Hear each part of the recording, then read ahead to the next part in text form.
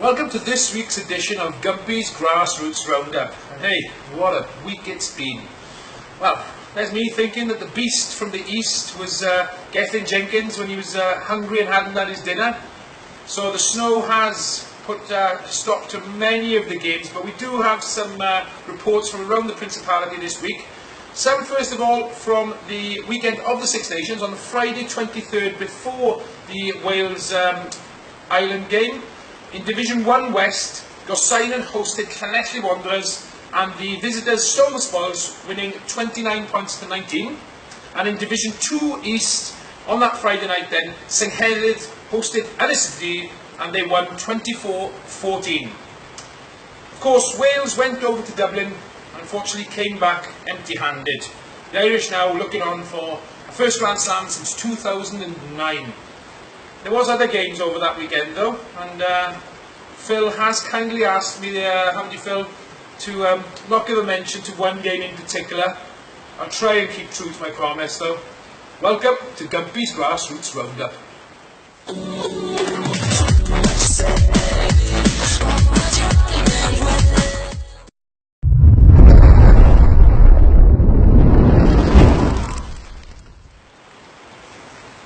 This week's first full match report comes from that very same Friday night. It was Friday the 23rd, before the Six Nations weekend, where my good friend Phil's associated club, Britain Ferry, travelled to the Memorial Recreational Ground to play against near neighbours Bryn Coch. And Bryn Coch, fifth in the table at the time, still are, holding out serious aspirations for promotion there, were playing against a Ferry side that have suffered some damaging losses of recent weeks and were second from bottom of the table. Now, coaches, which were Darren Howells and Mark Davis, decided to take a gamble on this game and field 7 youth team players. The gamble certainly paid off though.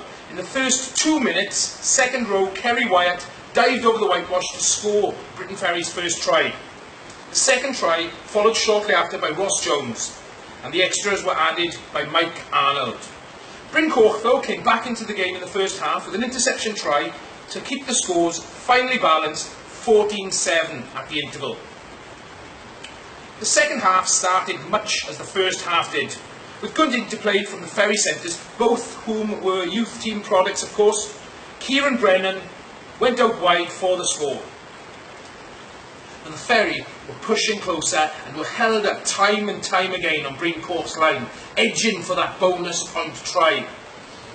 Pressure finally told though, when prop forward Rob Clyde dived over the whitewash to secure the bonus point. Bryn Coch were not finished yet though. A penalty try for Bryn Coch and a fast-flowing move to score out wide edged them back into the game. Mike Arnold though scored a penalty to seal the win and Ferry's bonus point victory away from home. Man of the match went to Phil's good friend, Ross Boogie von Blair Jones. Well done, Ross. I'm sure the beer tasted good that night. The Ferry coaches, Darren Howells and Mark Davis, were extremely pleased with blooding in those youngsters with the blend of experience to secure the win, 32 points to 26. Now keep up the hard work, boys, and all the best for the rest of the season.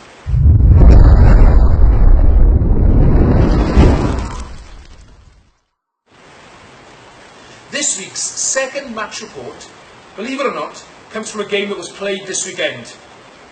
Even with all this weather, a match did finally make it, and it was the only fixture played right across the grassroots leagues across Wales. The match was from Division 2 West, where Hendy hosted Carmarthen Athletic. Now, they braved the elements, and, looking for promotion in their 125th year as a club, Hendy stole the spoils, winning 28 points to 17 to consolidate their position now as league leaders with a comprehensive bonus point win. Try scorers were fly half Josh Davis, wing Jake Newman, second row Ashley Bamfield, centre Matthew Witherspoon, with the extras coming from Josh Batcombe. A big shout out must go to the coaches and backroom staff, from the chairman, Mr. David Timothy, who provided the match report. Thank you, David.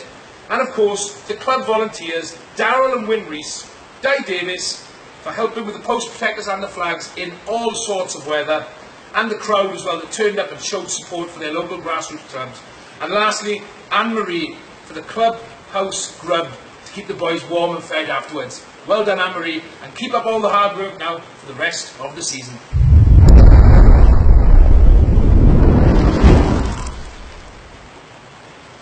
So, thanks for tuning in to this week's edition of Gumpy's Grassroots Roundup.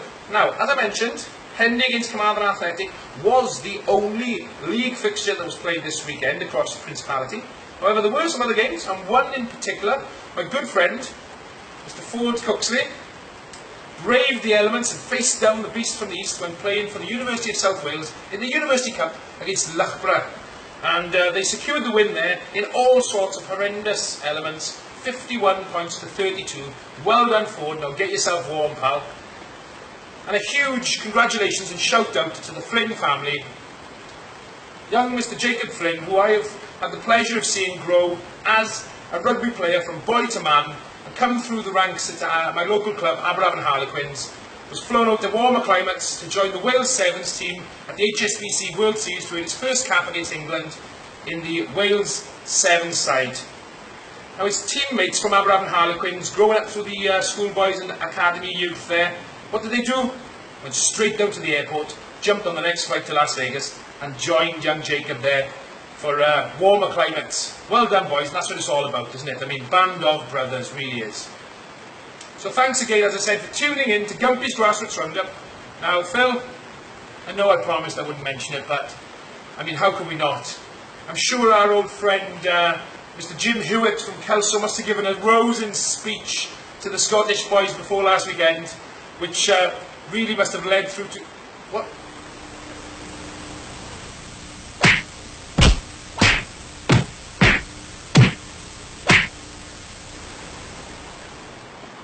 Apparently,